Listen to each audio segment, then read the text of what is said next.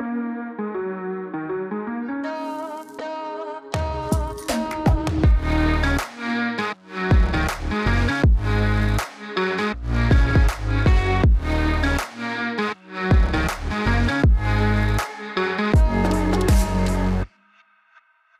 Birdwood Church.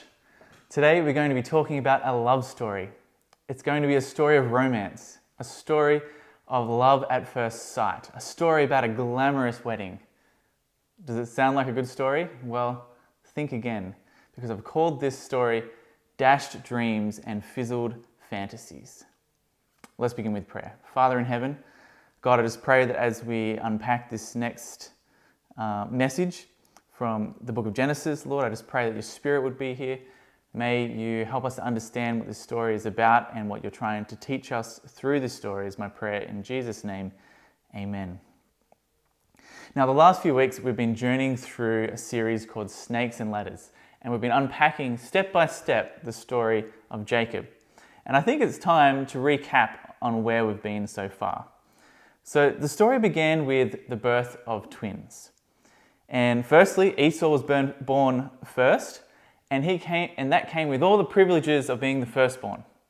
And then Jacob was born second, and he resented being in second place. Now, when Jacob was born, he was born grasping the heel of his brother Esau. And that's why he was called Jacob. The name Jacob literally means the one who grasps the heel. And this is significant because it goes on to actually characterize sort of the whole of Jacob's life. Jacob is always grasping for something more. He's never satisfied with what he has. The first time we see this take place was with the story with the pot of red stew. And we see Esau comes in and he's famished and he's like, Jacob, give me some of that red stew. And Jacob says, first, sell me your birthright. The second time we saw this take place was at the end of so their father, Isaac, is getting old and he wants to give a special blessing upon Esau. And so what Jacob does, he actually dresses up as his brother Esau, puts on animal skins so that he can replicate the hairiness of his brother. And then he steals, once again, he wrangles the privileges that were supposed to be his brother's. Jacob is always grasping for something more. But it ends up tearing the family apart.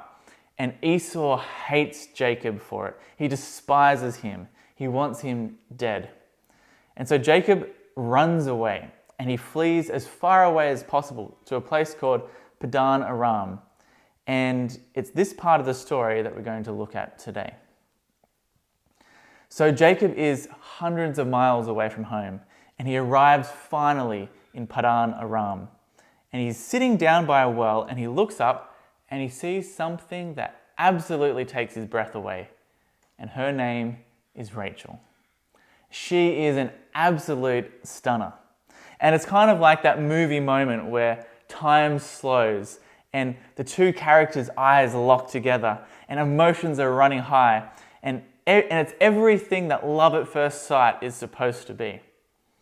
So Jacob's there and he's thinking, man, I gotta make a good impression here.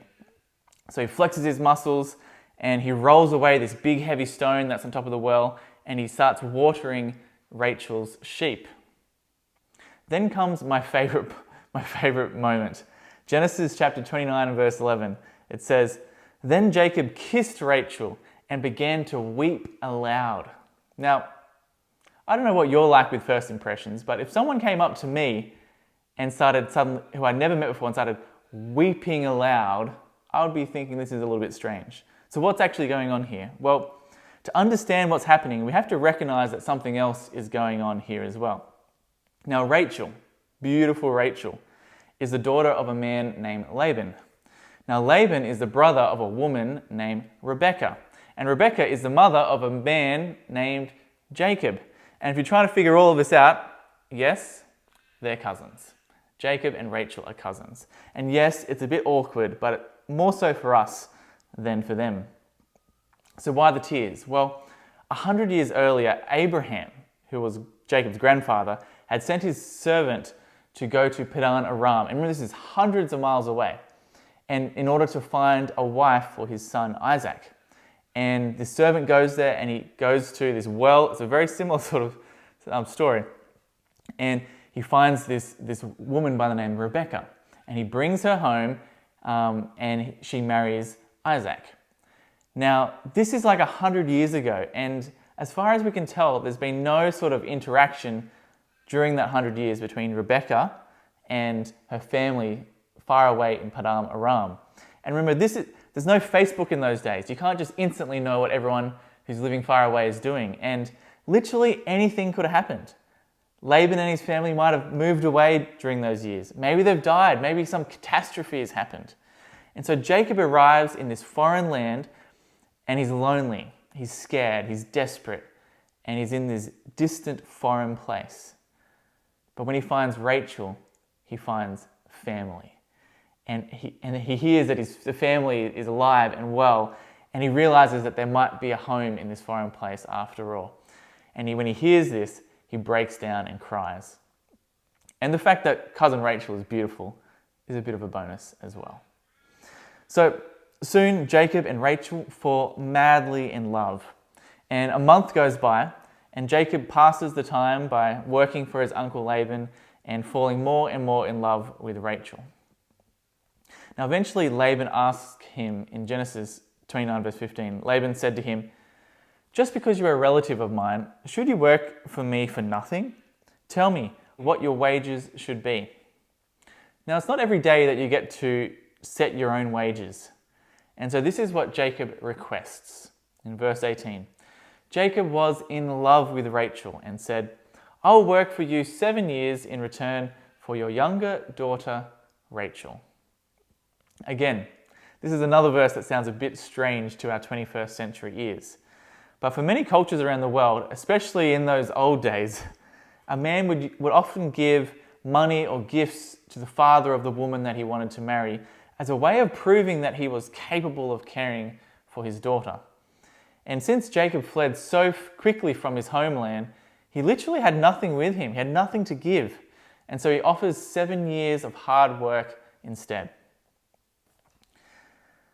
So let's see what Laban says in response. Verse 19. Laban said, "It's better that I give her to you than to some other man. Stay here with me." Now, when I hear that, it sounds a bit like a backhanded compliment.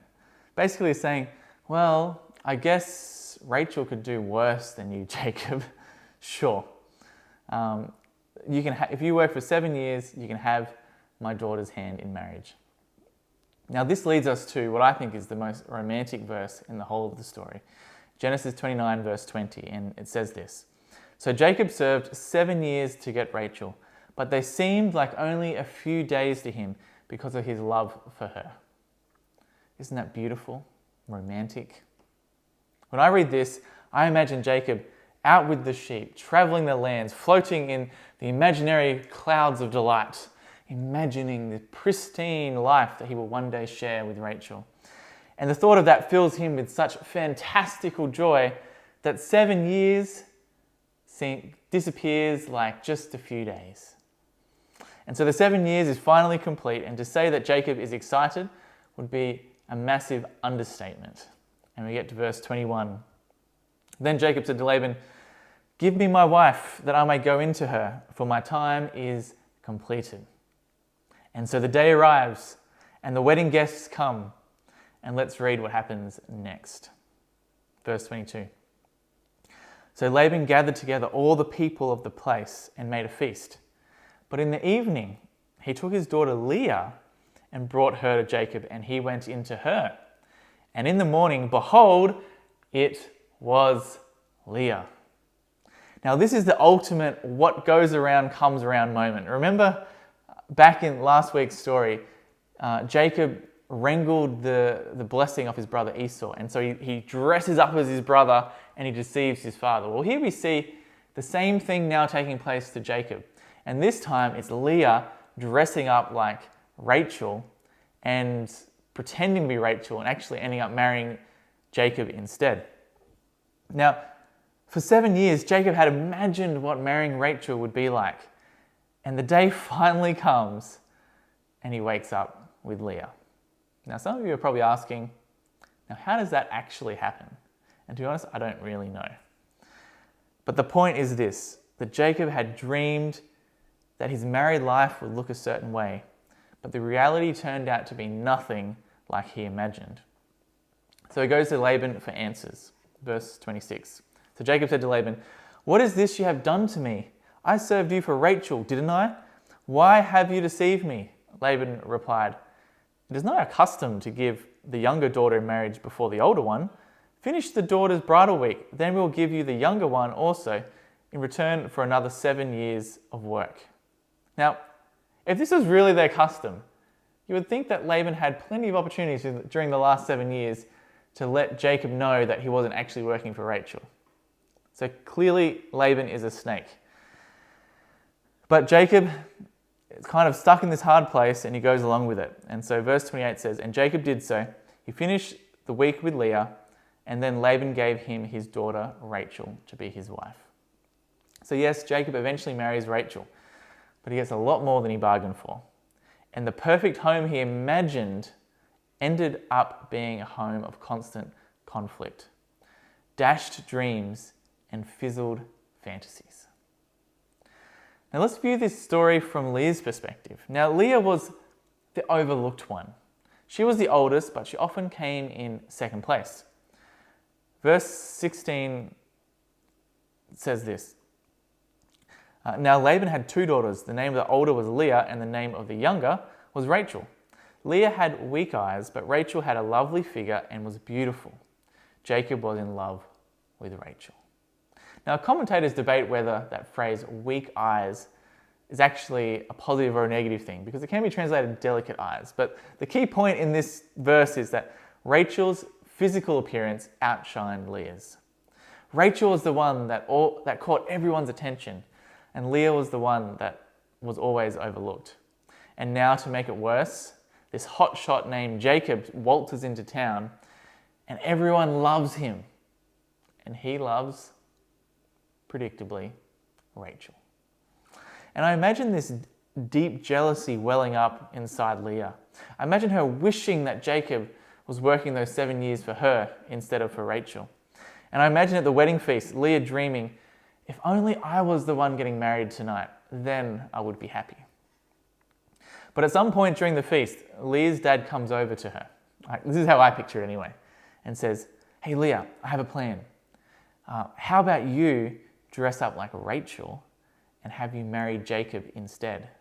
Now, this is a crazy plan. Like, she's literally going to dress up and to pretend to be Rachel. And she thinks about it and says, yes.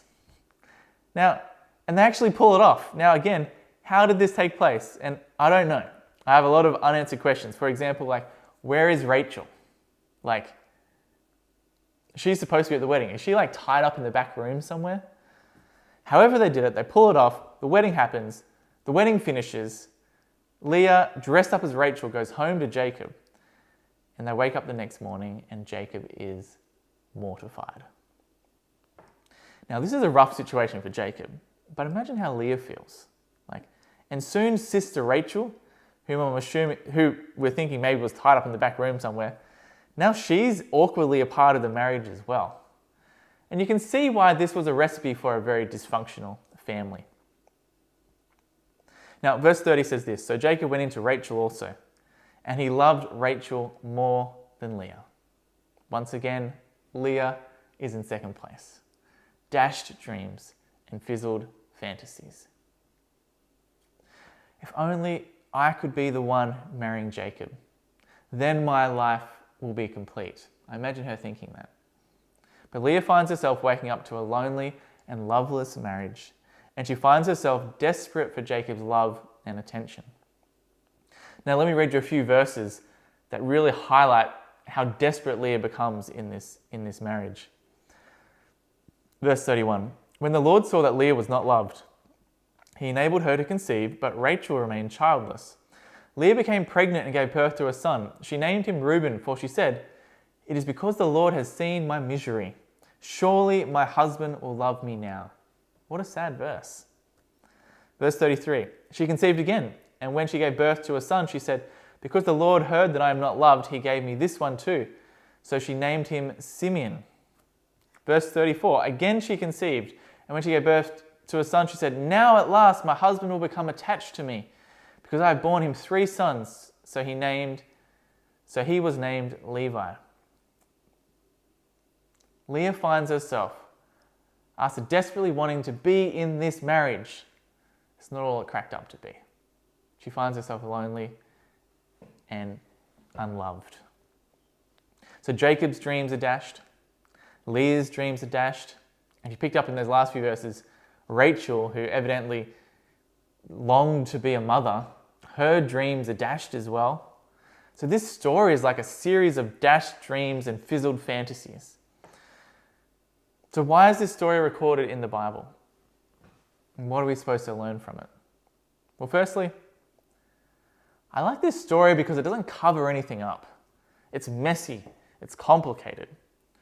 But that's real life. Life is often messy and complicated. So we can relate, at least in some ways, to this story. And it shows us that the Bible is a book for real people who have messy, complicated lives. And that's good news. And it shows us that the same God that we see at work in Jacob's life, the patient God, the present God, the forgiving God, the God who blesses messes, the God of second chances, it reminds us that that's the same God who wants to be involved in our messy and complicated lives today. The second reason I like this story is because, like Jacob and Leah and Rachel, we too often make dumb decisions. And we too struggle to live lives of contentment. And often we find ourselves, just like Jacob, grasping for something more. And the world often tells us that if you want to be happy, you need to have all the right things. If you want to be happy, you need to have the right boyfriend or the right girlfriend. You need to have the right job or a promotion or experience. You need to have the right car or the right house or the right status. You need to have more. And so we buy into this lie that to be truly happy, we need to be always grasping for more. But the story of Jacob and Rachel and Leah is a reminder that that mindset is not actually a reliable recipe for happiness. It's a reminder that if we are really pleasure seekers, if we are really searching for a joy that lasts, then we need to look for it in something else. And ultimately, it reminds us that we need to look for it in Jesus. I want to finish this little message with a verse from a beautiful psalm written by David, and then I'll hand it over to you to discuss these ideas further in your groups. Psalm 16 verse 11 says this, and David here is speaking to God, and he says, "You make known to me the path of life. In your presence there is fullness of joy, and at your right hand are pleasures forevermore."